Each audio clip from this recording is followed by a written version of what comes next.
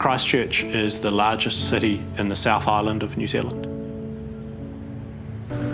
In February 2011, the earthquakes hit, and in 40 seconds, it significantly changed 350,000 people's lives.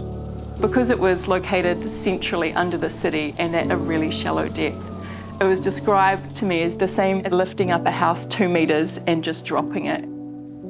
Christchurch Cathedral was and still is the heart of Christchurch. It was severely damaged, walls had completely collapsed, no one could enter it. The cathedral has a lot of meaning, both to the people of Christchurch, but also to Tangata Whenua and to the local iwi. Before the earthquake, there wasn't very much of an indigenous presence in the built environment. When the earthquake came, it was an opportunity to rebuild with a true partnership between the people of Christchurch, but also the indigenous people of this area.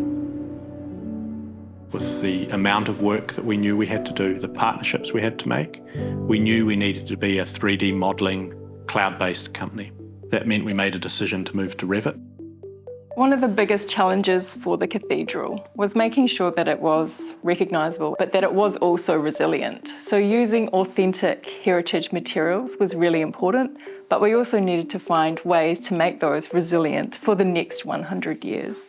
The first stage of design was to create a stabilisation phase and ensure that we could get into the building to understand the detail that we needed to reinstate the cathedral. We weren't able to send people in, and that's where Spot the Dog came in.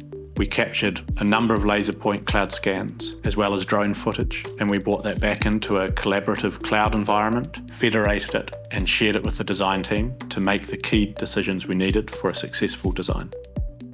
In-depth 3D scans meant that not only could they put each stone back where it should be after it was deconstructed and re-strengthened, but that beautiful moments like the stained glass rose window can actually be rebuilt.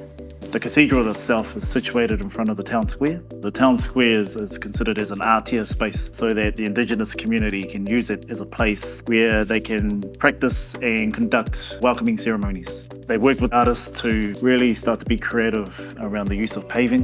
When it's opened up, you'll start to see a lot of the indigenous community actually coming to use their space because they can now see themselves reflected in the design of their space. Along with Warren and Mahoney was Snow Heater for design, Holmes Consulting as the structural engineer, and Powell Fenwick as the services engineer.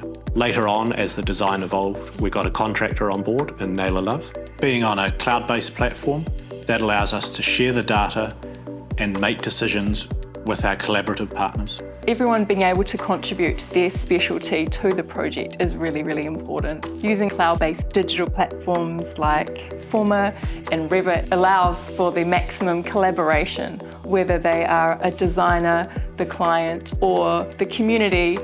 We are actively using Forma on a number of projects. It's allowed us to explore designs early and to understand the impact of key decisions early on in a project. The digital transformation of Warren and Mahoney has really supported our growth. It's allowed us to expand internationally, to approach projects in an innovative way and deliver things for our clients that we could never comprehend before. The ways in which we use technology today enable easier, more sustainable decisions to be made about more parts of the design.